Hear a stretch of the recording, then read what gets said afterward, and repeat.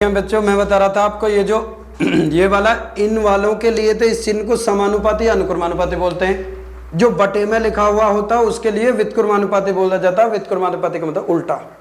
अब कितने आवेश दिख रहे हैं आपको? 2। अभी मैंने तुम्हें बताया आवेशों में आकर्षण भी हो सकता है और प्रतिकर्षण भी हो सकता है।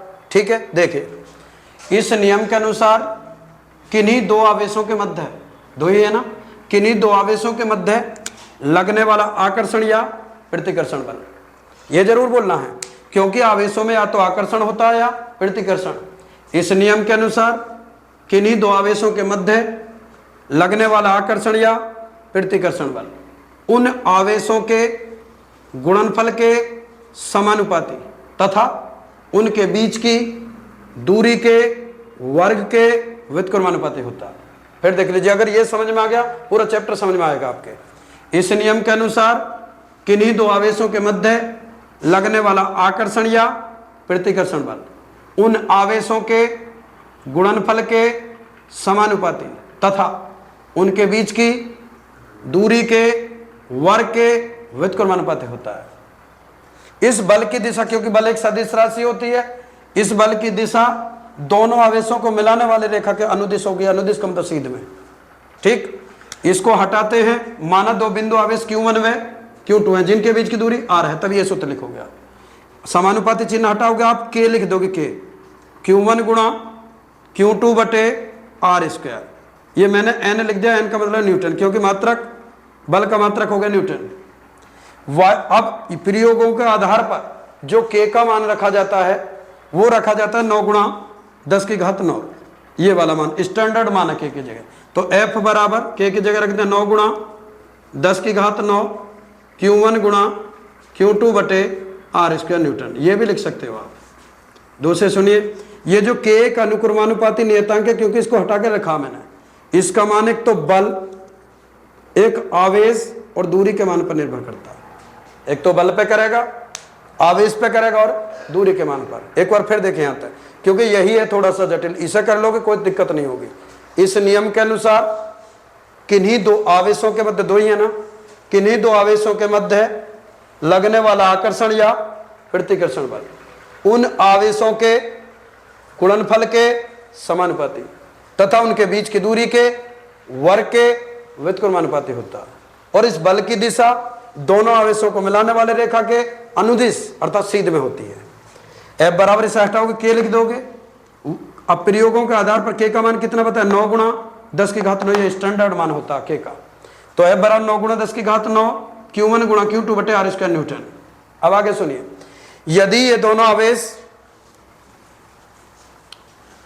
वायु या निर्वात में रखे हो, या तो वायु में रखे हो या निर्वात में रखे हो, तो या तो आप लिख सकते हो F बराबर 9 गुणा 10 की घात 9 Q1 गुणा Q2 बटे r स्क्वायर न्यूटन, या F बराबर 1/4 पाई F साइलन 0 Q1 गुणा Q2 बटे r स्क्वायर। देखिए इसको क्या बोलते हैं?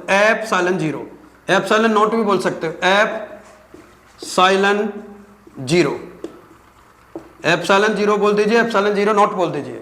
अब यही से कई क्वेश्चन बनते हैं। F साइलन पूछता है, F साइलन 0 क्या है? F साइलन 0 वायु या निर्वात की वैद्युतशीलता बोलते हैं। F साइलन 0 को वायु या निर्वात की वैद्युतशीलता, जिसका मान निश्चित होता 8.85 गुणा 10 की -12 कूलाम स्क्वायर मात्रक है ये इसका, फिर 3 न्यूटन और गुणा मीटर स्क्वायर, ये पूरा मान है इसका। यानी कि F साइलन नॉट बोल दो, F साइलन 0 बोल दो, एक ही बात है। ये जो F साइलन 0 है ये वायु या निर्वात की वैद्युतशीलता है जिसका मान निश्चित होता 8.85 गुणा 10 की -12 कूलाम स्क्वायर बटे न्यूटन इंटू मीटर स्क्वायर। ठीक, तो या तो आप 9 गुणा 10 की घात 9 लिख सकते हो, या इसके स्थान पर 1/4 पाई एप्सिलॉन नॉट लिख सकते हो। तो यानी कि 1/4 पाई एप्सिलॉन नॉट बराबर 9 गुणा 10 की घात 9, यानी कि ये रख दीजिए, इसका मान यही होता है। या तो 1/4 पाई एप्सिलॉन 0 लिख दो, और जब आप न्यूमेरिकल करोगे, आंकिक प्रश्न करोगे, तो इसके स्थान पे ये लिखोगे आप, ये लिख दीजिए, ये लिख दीजिए, एक ही बात है। पूछता है एप्सिलॉन 0 क्या है? एप्सिलॉन 0 वायु निर्वात की वैद्युतशीलता है जिसका मान कितना होता है, 1 नंबर में पूछता। एप्सिलॉन 0 का मान मात्रक बताइए, मान होता है 8.85 गुणा 10 की माइनस 12 कूलम स्क्वायर प्रति न्यूटन इंटू मीटर स्क्वायर। अब ये मान आता कहां से वो बता रहा हूं आपको। देखिए अभी मैंने आपको बताया कि या तो आप 1/4 पाई एप्सिलॉन 0 बराबर लिख सकते हो 9 गुणा 10 की घात 9, ये लिख सकते हो। एप्सिलॉन 0 को यहाँ ले जाइए, इसको यहाँ ले आइए, तो एप्सिलॉन नॉट बराबर 1/4 पाई गुणा 9 गुणा 10 की घात 9 लिख दीजिए। अब ये पाई है, पाई का मान या तो आप 22/7 रख दीजिए या 3.14, 4 गुणा 3.14 9 गुणा 10 की घात 9, पॉइंट से 00 बढ़ा लीजिए, इसको कैलकुलेट करोगे तो 8.85 गुणा 10 की माइनस 12 ही आएगा, क्योंकि घात ऊपर ले जाइए माइनस में आ जाएगी। तो यहाँ से इसका मान आ जाता है कूलम स्क्वायर प्रति न्यूटन इंटू मीटर स्क्वायर। एक और पूछता है यहाँ से, एक तो मैंने बता दिया, पूछेगा एप्सिलॉन 0 क्या है, तो क्या बताया, वायु निर्वात की विद्युतशीलता, इसका मान कितना होता 8.85 गुणा 10 की माइनस 12, मात्रा कितना होता है कूलम स्क्वायर प्रति न्यूटन इंटू मीटर स्क्वायर। अब इसके विमा भी पूछ लेता कभी कभी, एप्सिलॉन 0 की विमा। देखिए अभी मैंने तुम्हें बताया F बराबर 1/4 pi epsilon not into Q1 गुणा Q2 और बटे R स्क्वायर। एप्सिलॉन नॉट को यहाँ लाइए, F को यहाँ ले जाइए, एप्सिलॉन नॉट बराबर 1/4 पाई F Q1 गुणा Q2 बटे R स्क्वायर। मात्रक रखते हैं, स्टैंडर्ड मान है इसका कुछ नहीं, इसका देखिए आप इसका क्या मात्रक बताया था आपको कूलम, इसके जगह कूलम रख दिया, इसके जगह भी कूलम रख दिया, बटे F का मात्रक न्यूटन गुणा R की जगह मीटर हो गया, मीटर स्क्वायर। कूलम और कूलम क्या होगा, कूलम स्क्वायर बटे newton into metre square, newton गुणा मीटर स्क्वायर। अब कूलम की बात कर लेते हैं, कूलम होता आवेश का मतलब क्यों बराबर सूत्र होता IT, I माने एम्पियर, धारा की विमा A रख दी और समय की T, यानी कि जहां भी आवेश आएगा आवेश की विमा रखनी है आपको AT। यहाँ स्क्वायर है इसलिए क्या होगा A की 2 हो गई और T की 2 हो गई। यहाँ थे बल की विमा, आपने न्यूटन बल का मात्रक बल की विमा खूब पढ़ी होगी, M L T की -2 इंटू मीटर स्क्वायर, मीटर की विमा क्या बताई L की 2 हो गई, L की 2 और L 3 हो गया, तो A की 2 T की 2 बटे नीचे M L की 3 T की -2, ऊपर ले आइए, M ऊपर आएगा तो -M-1, L ऊपर आया L की -3, T की जो ऊपर जाएगी 2, ये प्लस हो जाएगी, T की कितनी होगी 4 और A की होगी 2, तो M-1 L की -3 T की 4 और A की 2, ये किसकी विमा होगी एप्सिलॉन नॉट की। तो यहाँ से 2-3 क्वेश्चन पूछेगा, कूलम का नियम, एप्सिलॉन नॉट क्या है, एप्सिलॉन नॉट का मान मात्रक, एप्सिलॉन नॉट की विमा, यहाँ तक हो गया। इसके आगे देखिए, यदि दोनों आवेश वायु या निर्वात के अतिरिक्त किसी अन्य माध्यम में रखे हों, माध्यम हो सकता अभ्रक, कांच, मोम, तेल आदि, इन पदार्थों को कभी कभी पेपर वाला डाई इलेक्ट्रिक पूछ लेता, डाई इलेक्ट्रिक पदार्थों के नाम, डाई इलेक्ट्रिक पदार्थों के नाम या पराविद्युत। तो यदि दोनों आवेश वायु निर्वात के अतिरिक्त किसी अन्य माध्यम में रखे हों, जैसे अभ्रक में, कांच में, मोम, तेल आदि में रखे हों, तब उनके मध्य लगने वाला आकर्षण या प्रतिकर्षण बल F बराबर 1/4 पाई एप्सिलॉन नॉट इंटू केवल लिखना बस, Q1 गुणा Q2 बटे R स्क्वायर, ये रख दोगे आप।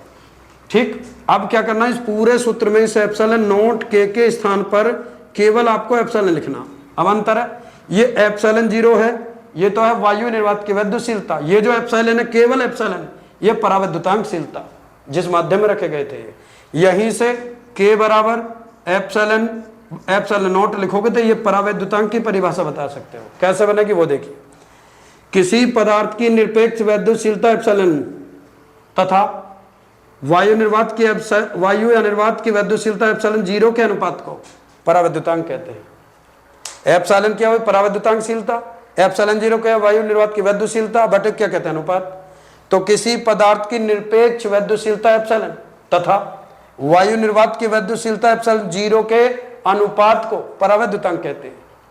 तो यहां रख देंगे इसे, F बराबर 1/4 पाई एप्सिलॉन, केवल नोट नहीं लिखोगे आप, इंटू Q1 गुणा Q2 बटे R स्क्वायर, और ये क्या लिख दोगे आप न्यूटन। ठीक, ये कूलम का नियम है। इसमें मैं कई क्वेश्चन मैंने बताया। एप्सिलॉन जीरो क्या है, एप्सिलॉन जीरो का मान मात्रक क्या है, विमा क्या है, परावैद्युतांक पदार्थों के नाम याद रखेंगे, अभ्रक, कांच, तेल, मोम, ये चीजें। एफ के क्या है, परावैद्युतांक। आपसे कोई पूछे परावैद्युतांक क्या है तो परिभाषा बताइए। किसी पदार्थ की या माध्यम की निरपेक्ष वैद्युशीलता एप्सिलॉन तथा वायु निर्वात की वैद्युशीलता एप्सिलॉन जीरो के अनुपात को परावैद्युतांक कहते हैं। इसे कैसे प्रदर्शित करते हैं।